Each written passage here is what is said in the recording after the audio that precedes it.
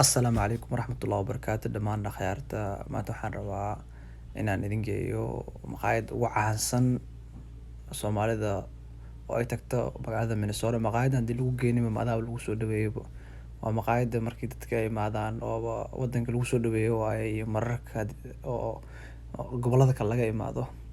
Laakiin dee aniga badanaa waxaan jeclahay cuntada xaafadda jeclahay soo bal ila arka waa mataqaana aniga iyo wixii kala qabsada maqaayadaas.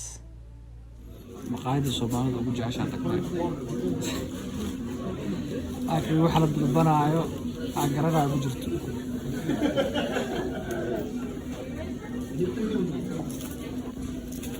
aniga waxaa cunaa bas cunto ku jirto ukun hilibka dhashaka iga jiro. meeshaan waxaa arkaya doofaar iyo waxyaabo badan arkaya soo hilibka dhashaka iga jiro.